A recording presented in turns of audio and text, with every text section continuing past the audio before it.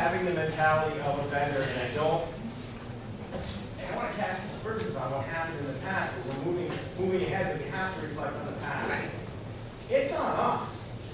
A lot of the image, a lot of the issues that people have with price points and BOCES not being our BOCES, but the BOCES. Right. When I came here, it was the BOCES, and I'm like, yes. And then I realized we made it that way. So we're working hard. We actually work with subcommittees on 4 different fronts: instructional support, CT&E, exceptional ed, and management services. And I actually require that the superintendents pick. And so there's 3 superintendent reps on each committee. There's business official reps on at least one of the committee management services. We're trying to open it up so it's not, this is what we have, take it or leave it, but rather what you want. But that's a pretty big paradigm shift. And I've asked a lot of Joe, I've asked a lot of the other superintendents to say, okay, you know, if we're gonna call it our BOCES, and I know you're all busy, now I need a little bit of your time to help us out. But a lot of it is on us.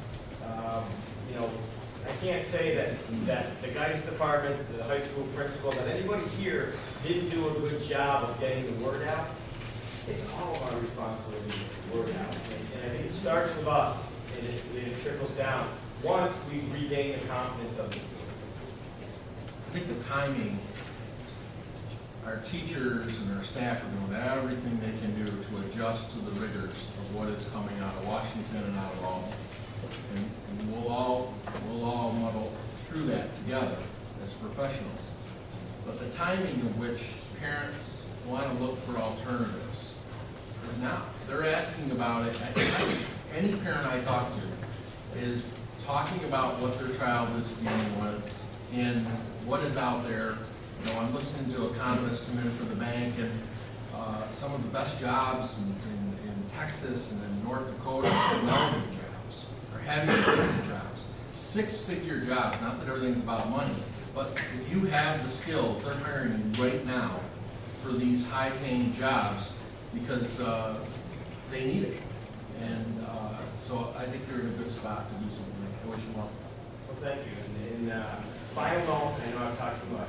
I had the opportunity to take a walk through Miller Hawk. I have to go out and visit my districts a couple times a year. And this is going to be pandering to the teachers, but they are working so hard.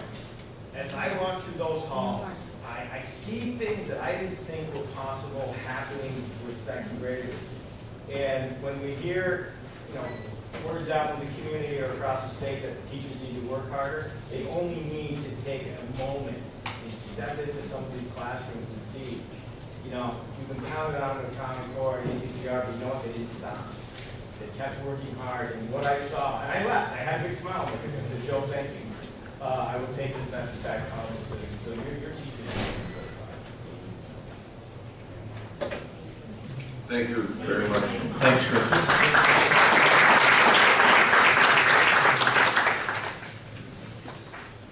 Mr. Monica.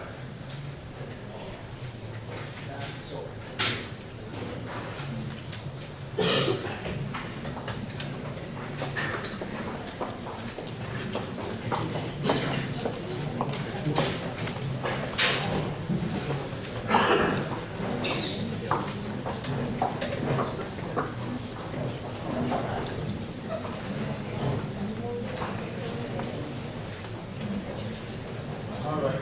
Can everybody hear me all right? Nobody don't have to use the microphone. I'm going to be covering as quick as I can, 10 minutes, if I can do it, 5 different segments here. I'm going to be talking, showing 3 slides at the beginning to talk about my department and what we do. These are slides I use at the beginning of the school year for new teachers. It's a way of getting that information across quickly. I'm also going to discuss purchases from the past years. I know the board has always been interested in that, you know, what we spend our money on every year. So I put some items together just to kind of give you a sample of what it is. It's a pretty thorough sample, but there are a few things missing in there. I'll also talk about some of the existing plans and timelines that are in place.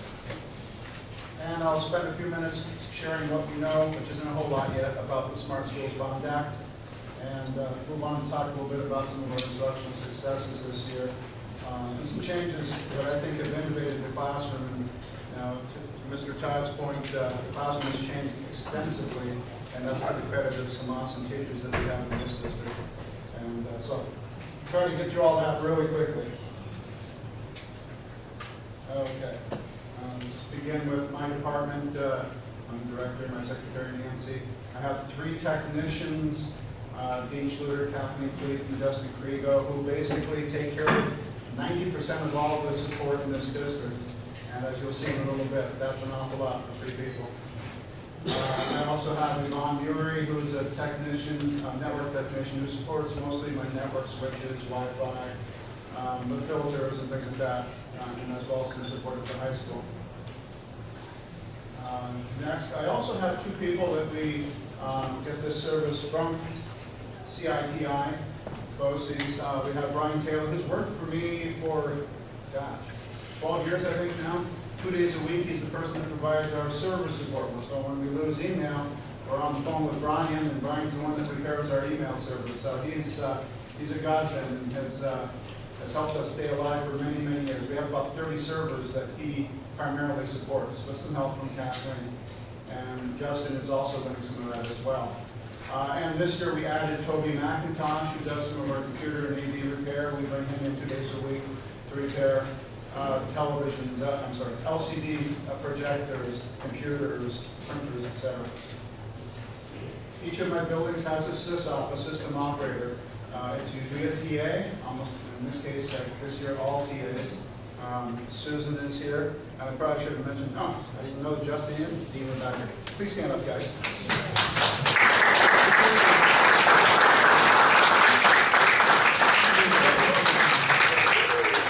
My department. Happy was here. So Susan is the person who the teachers go to first looking for help, and as she can provide support, she does, and then uses our help desk to record all other things when the technician comes out and does that support during when they're available to come. And they rotate between buildings. So those are some names I have. Also on my district technology committee, I see Autumn here. Who else do I have? I think that's it. Please stand up. I only got a couple here. Come on, Autumn. You got it. Yay. These are the people, we meet twice a year typically, and the people who provide me direction, if you will. We talk about what we'd like to do, I propose things and run by them, and we usually come up with solutions, one of which I'll talk about in a few minutes, something called Schoology. Some of what we support, 2,600 computers, actually it's more than that now, 400 iPads, more than that, it's more like 500. Servers, copiers, and all those things. And every year the list grows larger. Okay, on to the topic of what we bought this year. This year, we are funding most of the middle school. And I'll get to a timeline in a few minutes to kind of show you why we're funding most of the middle school.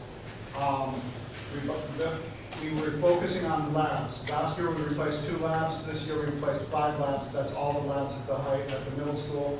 The intent was that every student in the building uses those rooms, and that's why we wanted to focus there first. And then we're going to start doing it by department. This year we also did technology and ELA. Next year, I believe it's social studies and math. But that is based on a committee decision from the middle school technology committee. Some network upgrades, which I'll talk about in a minute in there for the classrooms, because as we heard a few teachers talking earlier about the fact that they use YouTube. There's quite a bit of demand on the network to be able to stream video. It used to be we had to call overseas, rent a film, and they would send it to us in with the mailman, and we'd watch the film. Now, when we want it, we play it, it's just available to them all the time. But you need infrastructure to do that. And increasing the bandwidth, which we'll talk